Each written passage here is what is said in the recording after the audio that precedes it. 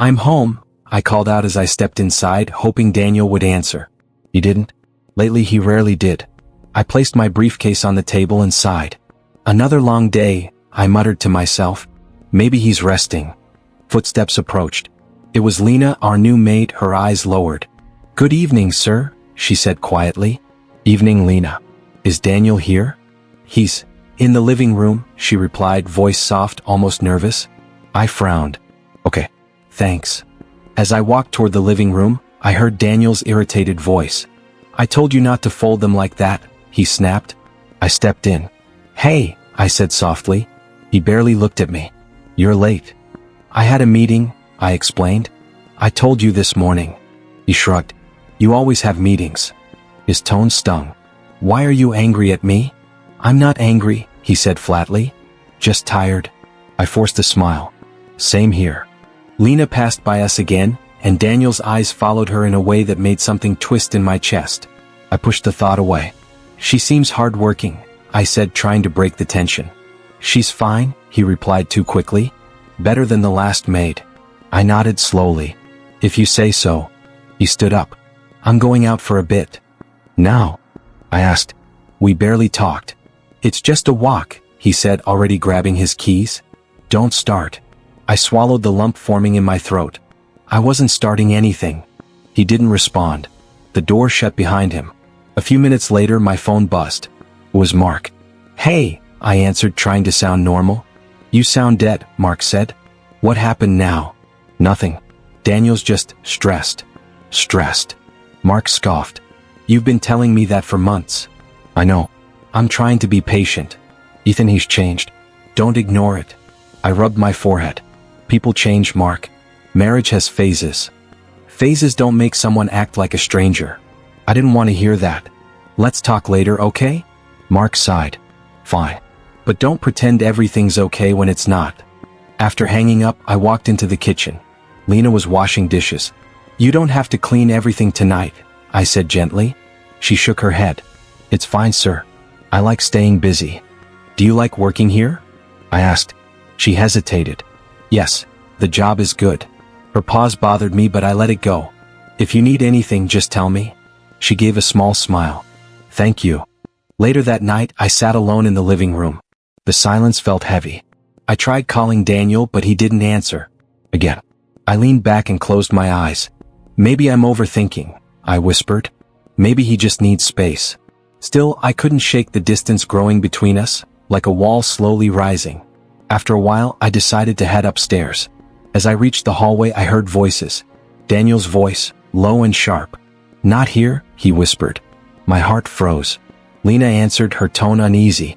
Someone might hear. No one's here, Daniel said. Relax.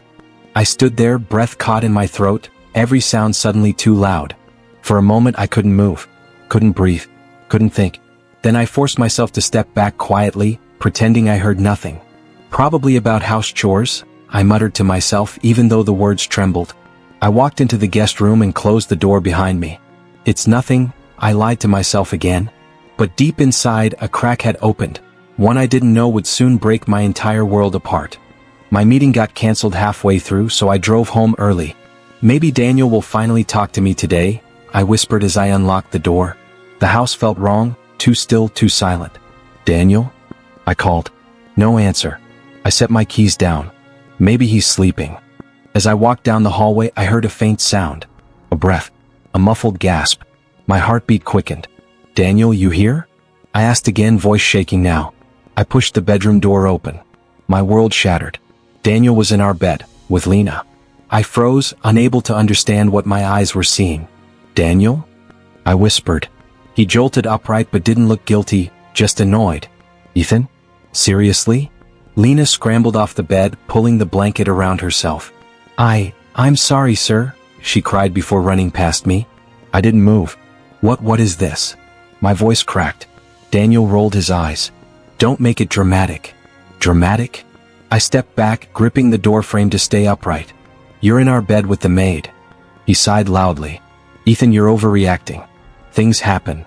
Things, Daniel, how could you? How long, why? I couldn't form a full sentence. He stood up, completely unfazed. You know what? I'm tired of pretending. You've been cold, distant, boring. I blinked, tears burning hot. Cold? I've been trying to fix us every day. You barely talk to me. That's because there's nothing to talk about, he snapped. You're always busy, always stressed. Lena actually listens. So you sleep with her? I whispered. She was there, he said harshly. You haven't been. The words hit me like a punch. Daniel, I come home looking for you every night. You ignore me. He scoffed. You expect everything to revolve around you. My throat tightened. I expected loyalty. Well, maybe if you weren't so closed off. Closed off? I could barely breathe. You pushed me away for months. He shrugged as if the entire situation bored him. Maybe I needed something new. My knees weakened. I grabbed the dresser to steady myself. I gave you everything. I tried so hard. He cut me off. You're not enough anymore, Ethan. The room spun. My heartbeat thundered in my ears. Stop, I whispered. Please stop. Daniel crossed his arms. Face the truth instead of acting innocent. The truth? I choked out. The truth is you destroyed us. He didn't flinch. We were falling apart anyway. I shook my head. No, you gave up. I was still fighting. He laughed cold, sharp. You always think you're the victim. I stared at him through tears I didn't feel falling. I don't even recognize you. You'll survive, he said, waving his hand dismissively. Just don't make this messy. Messy? I whispered. You broke me. He walked toward the closet as if the conversation meant nothing. We can talk later. Just calm down. I can't stay here, I said, backing toward the hallway. Ethan, don't be stupid. Don't, I snapped. Don't say another word. He frowned. Where are you going? Away. You'll be back, he said confidently. You always come back. I stared at him, this stranger wearing my husband's face. Not this time. He scoffed. Don't make empty threats. I stepped out of the room. My legs were shaking so hard I nearly fell, but I kept walking. Ethan, he shouted. I didn't answer. If I turned around, I would break into pieces. I reached the front door with my chest tight, lungs refusing to work. I grabbed the handle, whispered, "Why did you do this to me?" even though he wasn't close enough to hear. Then I stepped outside. The night air was cold, but nothing felt colder than the space inside my chest. That was the moment everything inside me changed, quietly, painfully, completely. Mark opened the door before I could even knock twice. "Ethan," he said, pulling me inside, "what happened? You look like you've been hit by a truck." I dropped my bag on the floor. "Mark, my voice cracked. "Daniel, he was with her." Mark froze. "With the maid? Lena?" I nodded, swallowing the lump in my throat. "In our bed." "Jesus," he whispered. "Sit down. Tell me everything." I sat on the couch and buried my face in my hands. I walked in. They didn't even look surprised. He called me dramatic. He said I wasn't enough. Mark clenched his fists. "That bastard." I shook my head weakly. "Mark, how did I miss this? How did I not see it?" "You trusted him," he said. "That's not a crime." My phone buzzed again. I didn't want to look, but Mark grabbed it from the table. "Daniel?" he asked. I nodded. He read the screen. He wrote, "We need to talk. Stop acting childish." "Want me to block him?" "No," I whispered. "I need to see what he says." A second message came immediately. "If you cared about us, you wouldn't have walked out." Then another. "Fine. Stay away. You always ruin everything anyway." Then another. "Please come back. We can fix this. I need you." I covered my ears. "I can't do this, Mark." He sat beside me. "He's playing with you. Don't respond." My phone rang. Daniel's name flashed across the screen. I stared at it until it stopped. 2 minutes later, it rang again. Mark snatched it. "Enough," he muttered. "Don't block him," I said quickly. I don't know why." "You're hurt, not stupid," he replied. "You're in shock." I leaned back, staring at the ceiling. He said I pushed him away. That I made him cheat. That's nonsense. "But what if it's true?" I asked quietly. "What if I changed? What if I ruined our marriage without noticing?" Mark turned to me sharply. "Ethan, listen to me. Cheating is a choice. He made that choice. Don't carry his guilt." I didn't answer. I couldn't. My phone rang again, but this time it wasn't Daniel. "It's Claire," I said, heart sinking. Mark raised a brow. "Why is his sister calling you?" I answered. "Hello," Claire didn't waste a second. What did you do to Daniel? I blinked. What I did? He's a mess, she snapped. He said you walked out and refused to talk. Claire, he cheated on me, I said quietly. She scoffed. Mistakes happen. You always act so perfect. My stomach twisted.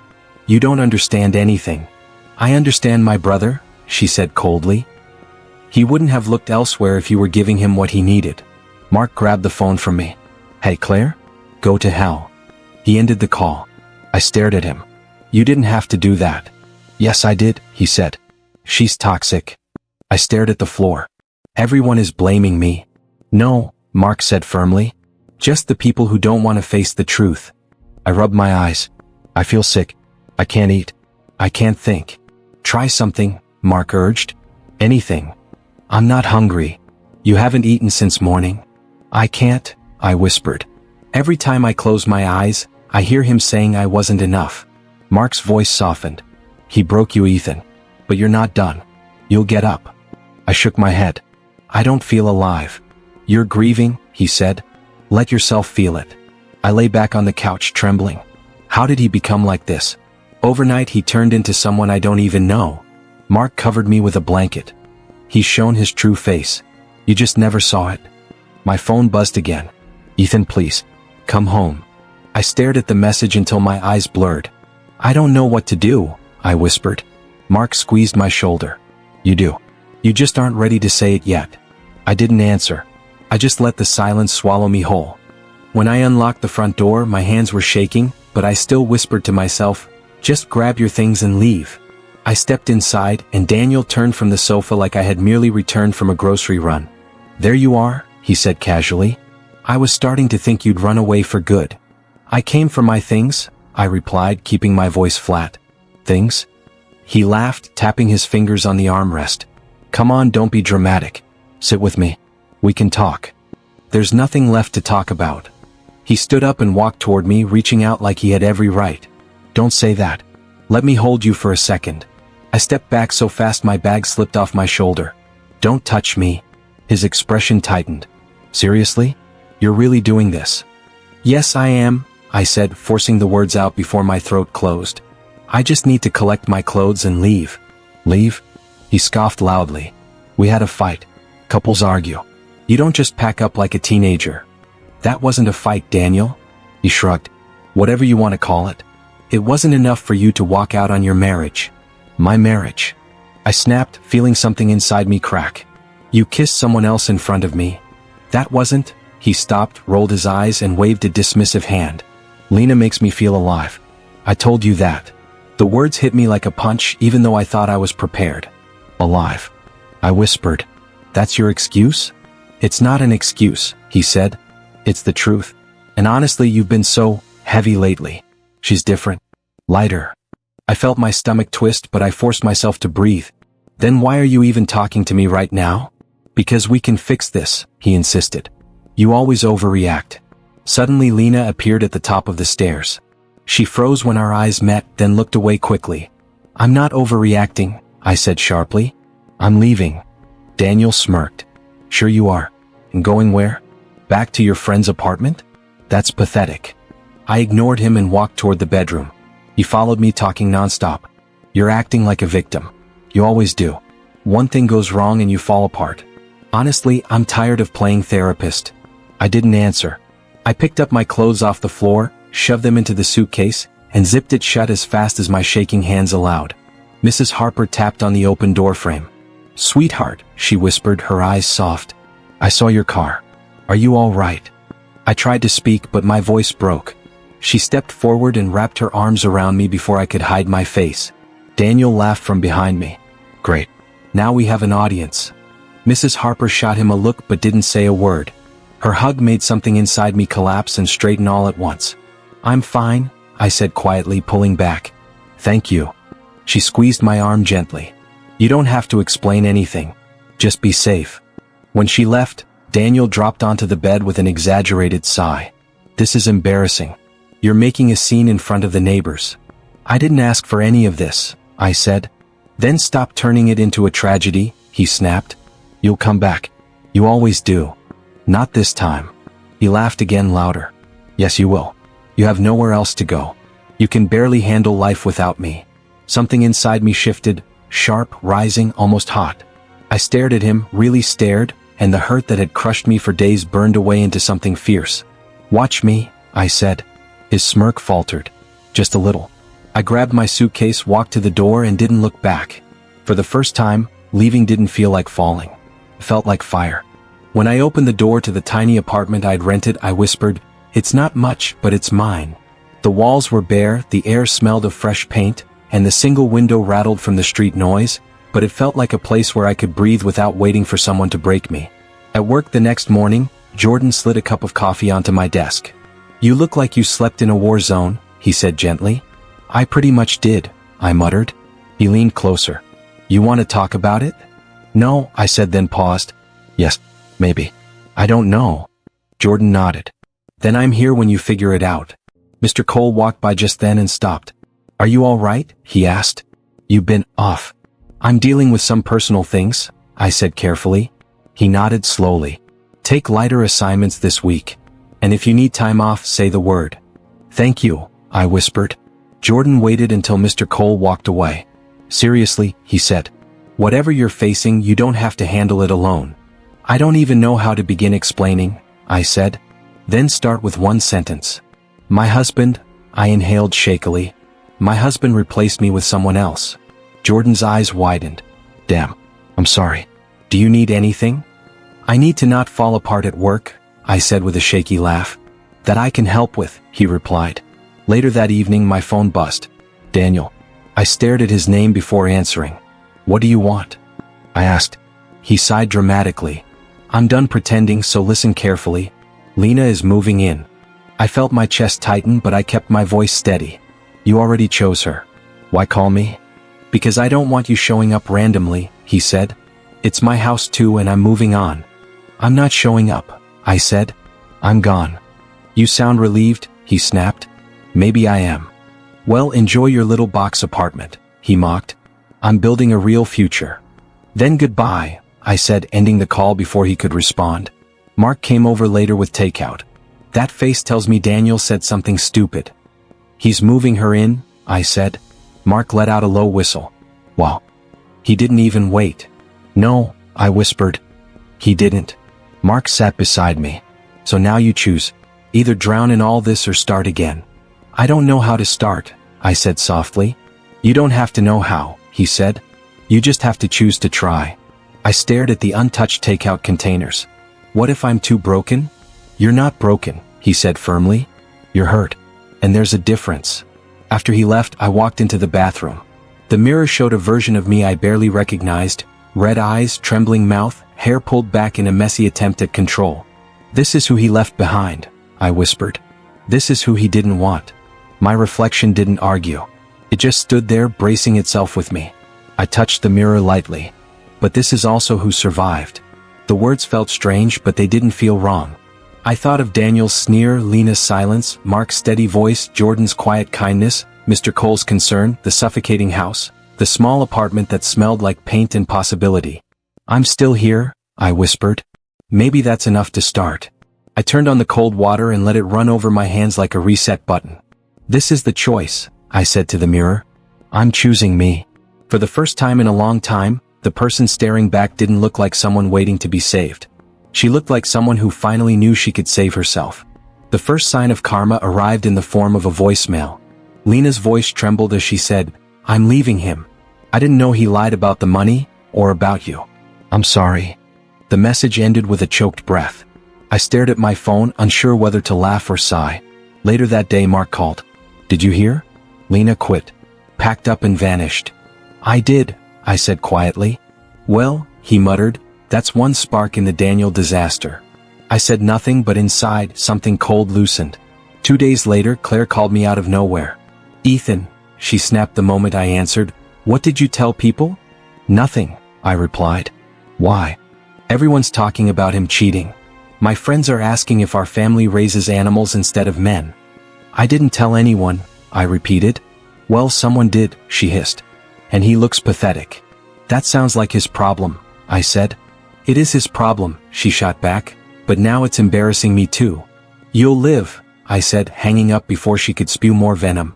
Mark texted immediately, "Claire's losing it. This is delicious." I didn't reply, but I had to admit, he wasn't wrong. That night, just as I made tea, pounding echoed against my apartment door. "Ethan."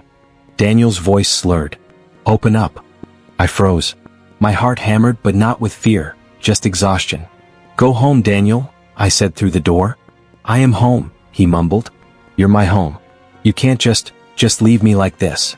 "You left me first," I said. "You're being dramatic," he shot back, voice breaking. "Go home," I repeated. He cursed loudly, stumbling away down the hall. I didn't open the door until silence returned.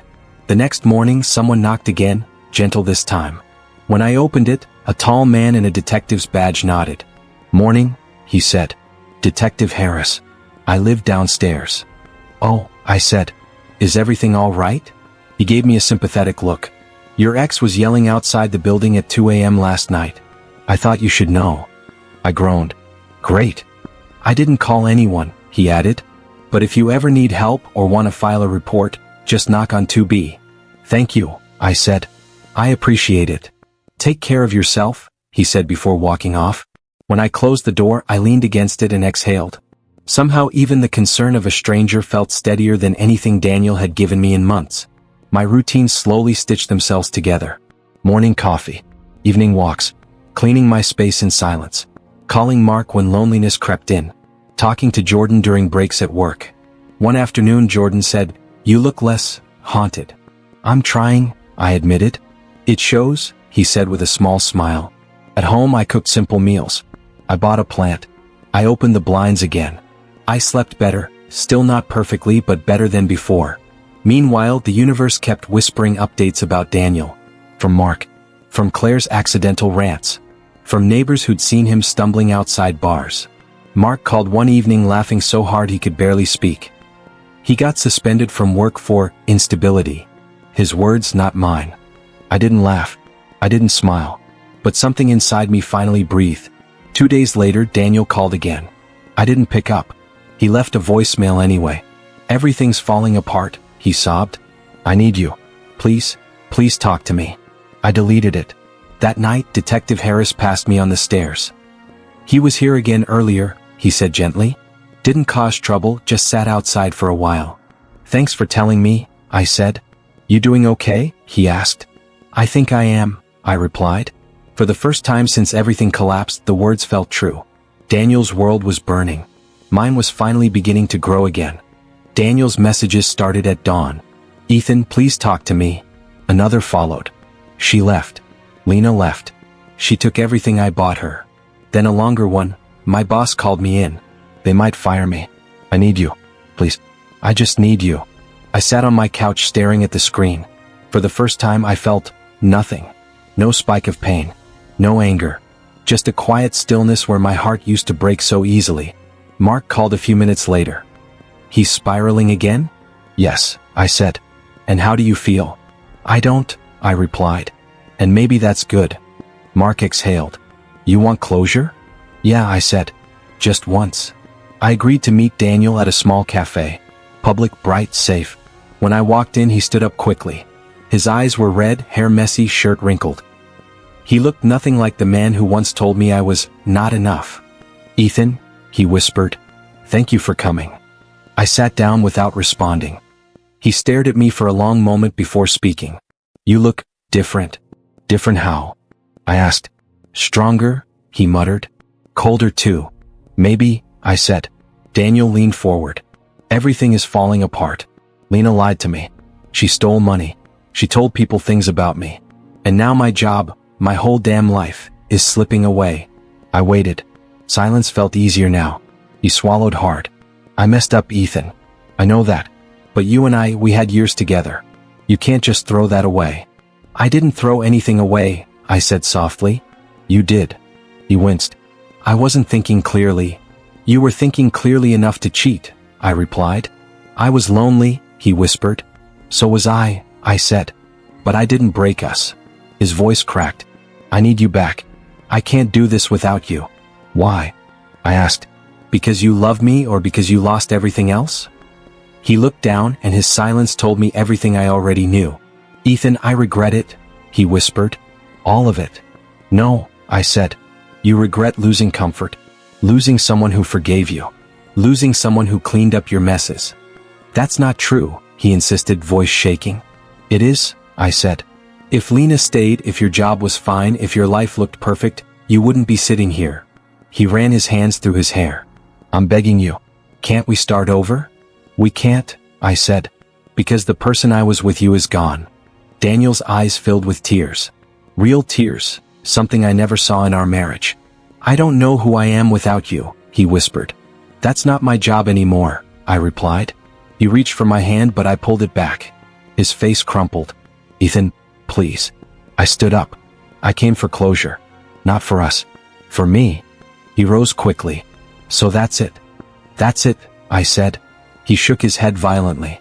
You can't leave me again. I'm not strong enough for this. You should have thought of that before breaking me, I said. I survived it. Now you will too. He grabbed the back of a chair as if his legs couldn't hold him. Don't walk away. I already did, I answered quietly. When I stepped outside, he followed me to the door. Ethan, he shouted. Please, look at me. I kept walking. Ethan, he called again, voice cracking. But I didn't turn around. Not once. For the first time, walking away didn't feel like losing. It felt like freedom. Ethan, you've been glowing lately, Mark said as he barged into my apartment with 2 cups of coffee. I laughed. Glowing? Please. I just slept 8 hours for once. That is glowing for you, he replied, handing me a cup. I'm proud of you. Seriously. I looked at him, surprised. For what? For getting up. For fighting for yourself. For not letting him destroy you. I sighed softly.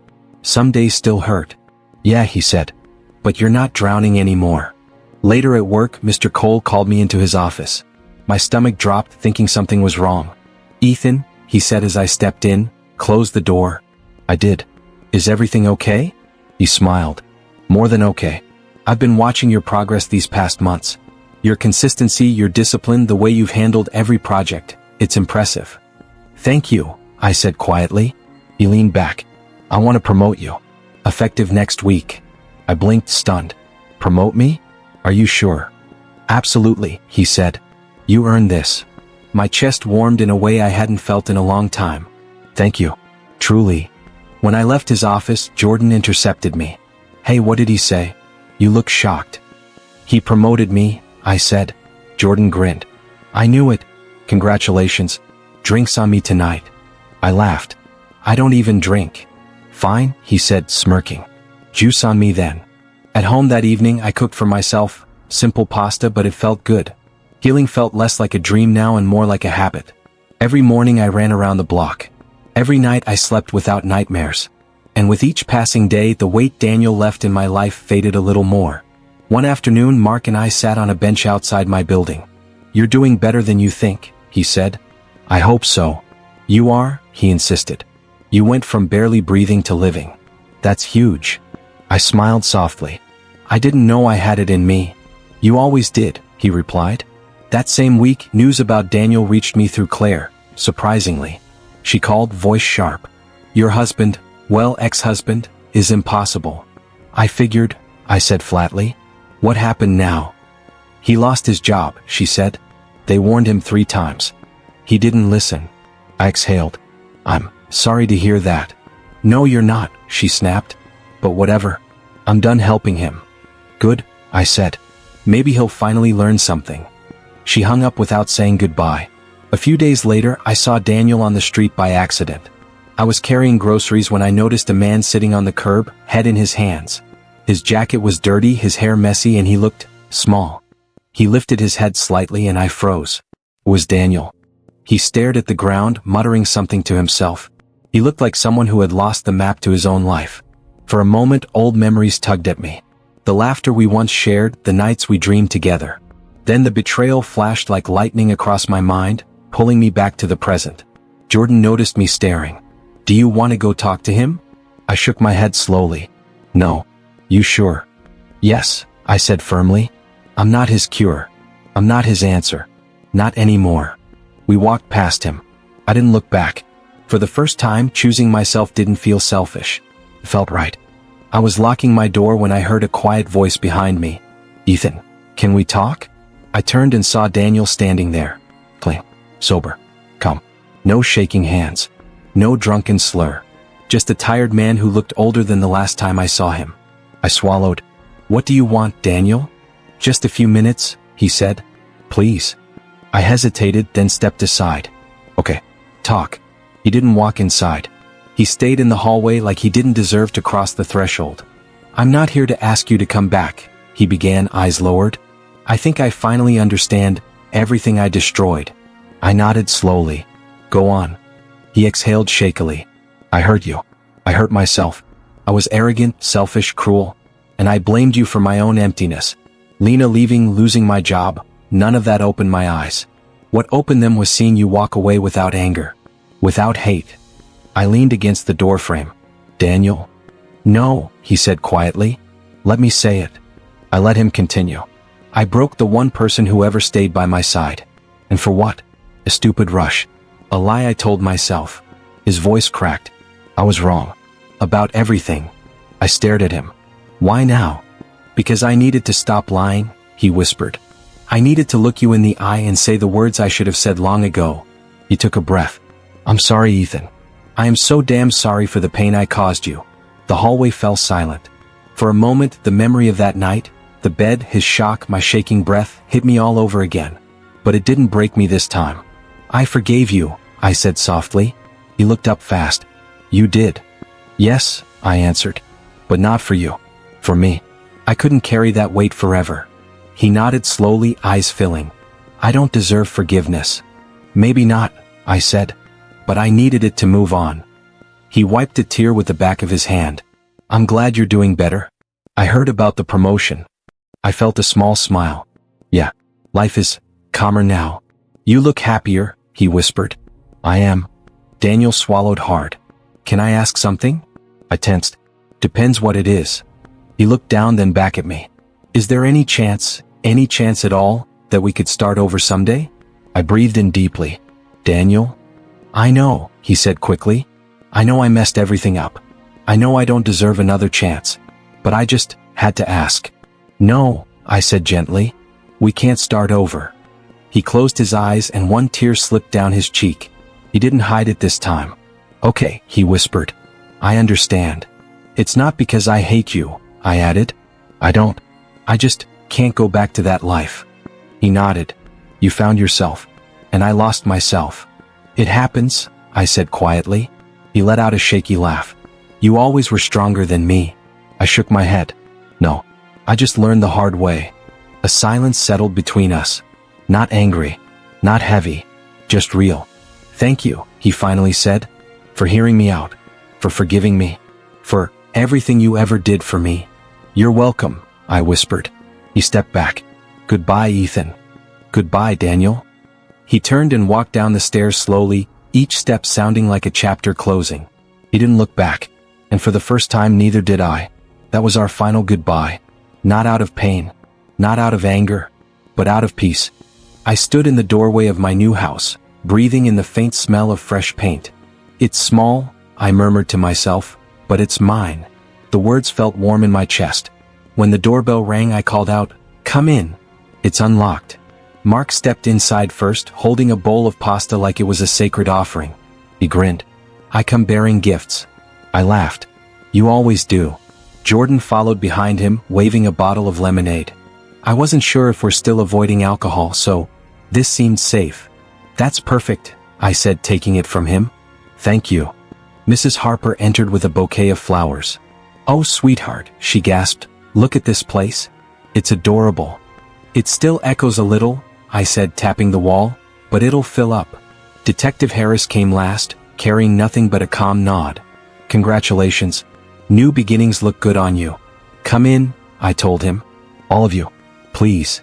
We settled in the living room, 5 chairs mismatched, one lamp leaning sideways, boxes still stacked in corners. But no one complained. The room felt full, alive. Mark glanced around. So, how does it feel? Peaceful, I said. Quiet in a way that doesn't hurt. Jordan leaned forward. Do you miss any of it? I shook my head. No. I miss who I thought I was back then, maybe, but not the life. Not the chaos. Mrs. Harper sighed. You look lighter. I feel lighter. Detective Harris crossed his arms. You earned that. I smiled at him. You all helped me earn it. We started eating, passing plates and bowls like a family that had known each other much longer than we really had. Mark took a bite and said, So what's next? Any big plans? Just living, I answered. That's enough for now. Jordan chuckled. You sound like one of those peaceful monks on mountains. Well, I shrugged. After everything, I think I deserve a little inner peace. Mrs. Harper squeezed my hand. You deserve more than that. I nodded, swallowing the lump in my throat. Thank you. Detective Harris cleared his throat. Have you heard from him? Daniel? No, I said softly. And I don't need to. Mark raised an eyebrow. And if he does reach out? I'll wish him well from a distance. I took a slow breath. But I won't go back. Jordan nudged me playfully. Good. Because we'd stage an intervention. I laughed. I know. The conversation shifted to lighter things. Work stories, neighborhood gossip, and Mark's terrible cooking attempts. The house warmed with laughter, with voices overlapping and teasing. For the first time in a long while, I didn't feel like I was surviving. I felt like I was living. When the evening settled and everyone prepared to leave, Mrs. Harper hugged me tightly. I'm proud of you. Thank you, I whispered. Jordan patted my shoulder. Dinner again soon, okay? Definitely. Mark handed me the empty bowl. Next time I'll make something better. You say that every time, I teased. Detective Harris paused at the doorway. You know where to find us if you need anything. I do. When the last of them left, silence filled the house again, but a soft, comforting kind of silence. I walked through each room slowly, fingertips brushing the walls, the counters, the edges of boxes I still hadn't unpacked. Then I stepped outside onto the small porch. The night air was cool, the street quiet. I looked back, not at a particular house or memory, but at everything I'd walked through to get here. And for the first time, the past didn't claw at me. I understand now, I said to myself, and that's enough. I walked back inside and closed the door with a gentle click. I'm free, I whispered, and I was.